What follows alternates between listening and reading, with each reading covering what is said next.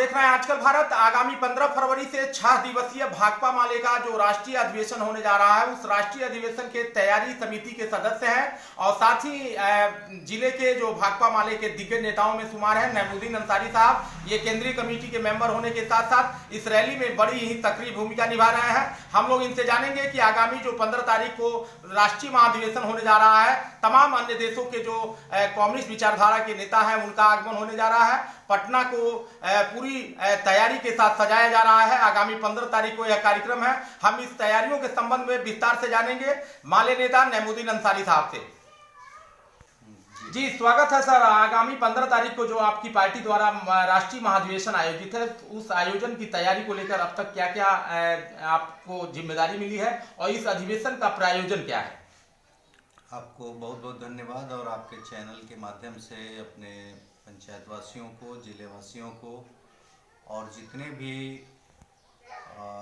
आज की तारीख में संघर्षशील लोग हैं, कम्युनिस्ट विचारधारा के, समाजवादी विचारधारा के, जो आज इस फांसीवादी हमले के खिलाफ लड़ रहे हैं, हम उनका भी स्वागत करते हैं और उम्मीद रखते हैं कि इन संघर्षों को आगे भी ले जाएंगे। भाकपा माले का राष्ट्रीय महाधिवेशन जो 11वां राष्ट्रीय महाधिवेशन है, इसके पहले पंजाब के मानसा में हम लोगों के पार्टी ने 2018 में राष्ट्रीय महाधिवेशन किया था। पहले दिन 15 फरवरी को रैली होने जा रही है। इस रैली का नाम है लोकतंत्र बचाओ देश बचाओ। आज देख रहे हैं कि लोकतांत्रिक मूल्यों पर हमला है। बोलने पर, चलने पर, खाने पर, पीने पर, तमाम चीज़ों पर पाबंदी है। 2014 में कोई नहीं जानता था, आज अडानी दुनिया के तीसरे नंबर के अमीर आदमी बने हैं और मजदूरों की मजदूरी मनरेगा में 210 रुपया मिल रहा है। काम नहीं है, बेरोजगारी है। जहां आप बैठे हैं सिवान जिले में, सिवान में अगर विदेशों में आना जाना बंद हो जाए तो लोगों के घरों में चूल्हे नहीं जलेंगे। कुछ बच्चों की पढ़ाई शिक्षा की अगर बात करें, आप दवाई की बात करें और घर कुछ दिख रहे हैं तो वो विदेशों के पेट्रोल डॉलर पैसे हैं। इसलिए आज जो बेरोजगारी है, भुखमरी है। हमारी पार्टी के राष्ट्रीय महाधिवेशन में जो रैली हो रही है, महाधिवेशन की शुरुआत दिन में 15 तारीख को, उसमें झारखंड के मुख्यमंत्री हेमंत सोरेन को भी हम लोगों ने आमंत्रित किया है, नीतीश कुमार जी को, तेजस्वी यादव को और ममता बनर्जी को और मल्लिकार्जुन खड़गे जो कांग्रेस के राष्ट्रीय अध्यक्ष हैं, तमाम लोगों को वामपंथी एकता बनाते हुए, महागठबंधन बनाते हुए जो फांसीवादी हमला है भारतीय जनता पार्टी का, उसके खिलाफ एक बड़ी गोलबंदी करने की हमारी कोशिश है। और 18 तारीख को 23 देशों के जो विदेशी मेहमान आ रहे हैं, जिसमें Brazil, Hungary, Finland, south Africa, Australia, England, China, Nepal, को बगल के श्रीलंका, बांग्लादेश, तमाम कम्युनिस्ट पार्टी के, जो उत्तर कोरिया, तमाम जगहों से हम लोगों ने इनविटेशन दिया है कि आज देश और दुनिया में जो पूंजीवादी हमले बढ़ रहे हैं, अमेरिका के तमाम देशों में जो साम्राज्यवादी दखल बढ़ रही है, सैनिक हमले हो रहे हैं, जो माहौल बना हुआ है, जनता को उबारा जाए और जनता को, आम लोगों को पढ़ाई और दवाई की सुविधा हो, उनके बातों की सुनवाई की सुविधा हो।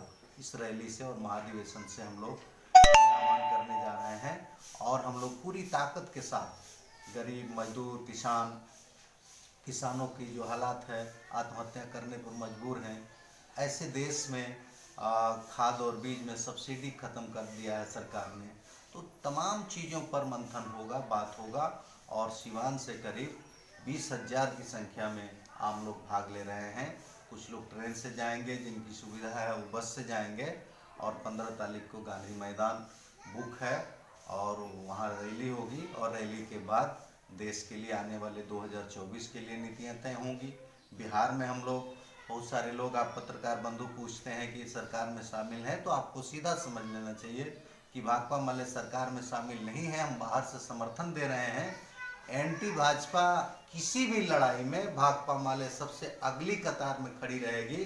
भारतीय जनता पार्टी के गलत नीतियों के कारण आज जो देश में बदहाली है, बर्बादी है, अडानी अंबानी मालामाल, देश की जनता है बेहाल, इस नारे के साथ हम लोगों ने भारतीय जनता पार्टी की सरकार ना बने, हम लोगों ने महागठबंधन को, नीतीश कुमार को हम लोगों ने समर्थन दिया है।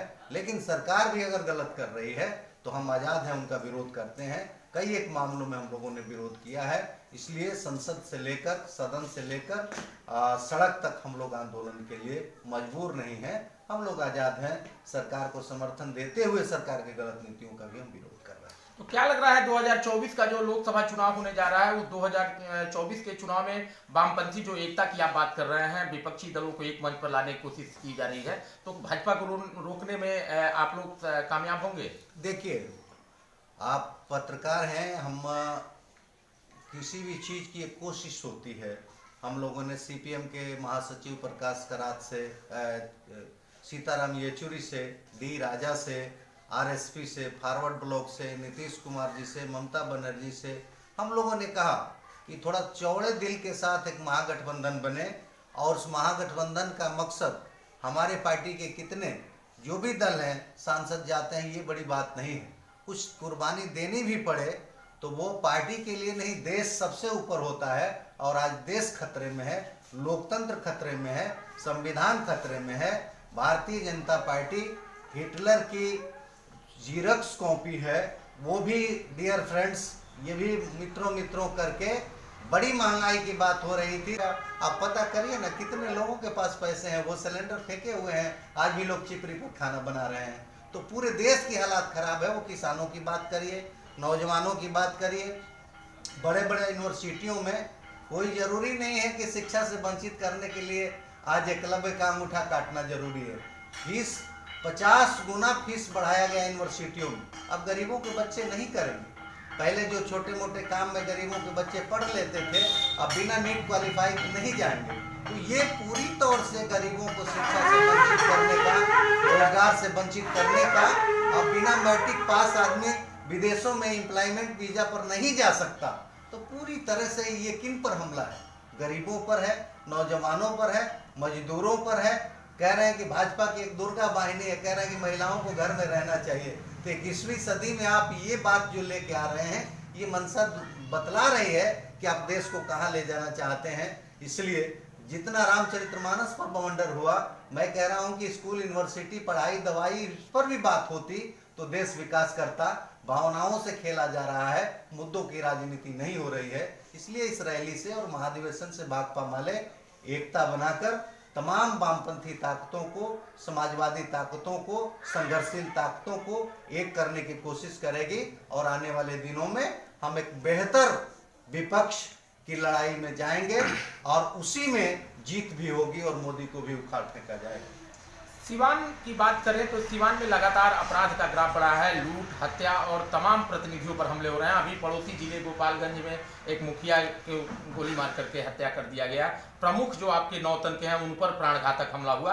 तो सरकार में चूंकि भागीदारी आपकी नहीं है, लेकिन सरकार को बाहर से समर्थन है, तो आप सरकार से क्या कहेंगे? और आप भाकपा माले की पहचान, चूंकि संघर्षों की पहचान है, लगातार आप अपराध और अपराधियों के खिलाफ लड़ाई लड़े हैं, तो क्या इसके लिए जवाबदेही किसकी है और किसे आप जिम्मेदार मान रहे हैं जो अपराध बढ़ा है? कि अपराध की जहाँ तक बात है तो अपराधी न बिहार छोड़ के गए थे और न पहले न आज। अपराध बढ़ा है। नीचे के जनप्रतिनिधियों की सुरक्षा के लिए कैबिनेट ने फैसला लिया कि हम उनको बॉडीगार्ड देंगे, आर्म्स देंगे।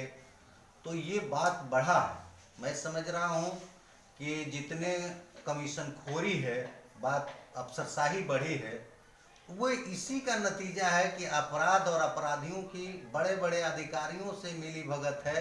जहां कमीशन की बात हो रही है, जहां रिश्वत की बात हो रही है, विरोध करने वाले उन तमाम ताकतों को टारगेट में लिया जा रहा है।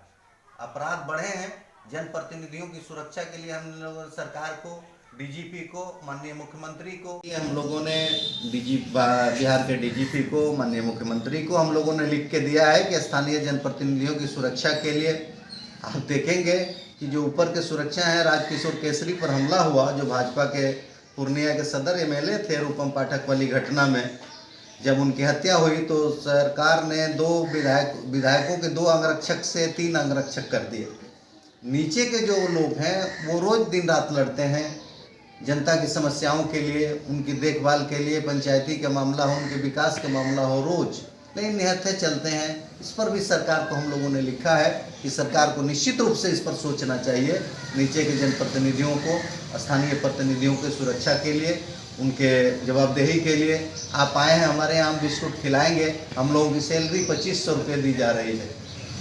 जायसवाल जी जो स्थानीय निकाय कोटे से चुन के गए हैं, लोगों ने कहा कि आप इस सवाल उठाइए, वो नहीं बोलते हैं। मैं उनसे भी कहना चाहता हूँ कि स्थानीय जनप्रतिनिधियों ने आपको चुनाव जिता के भेजा है, आप तो सदन में ऐश करते हैं, ऐसी गाड़ी में चलते हैं, एयर कंडीशन सदन में बैठते हैं।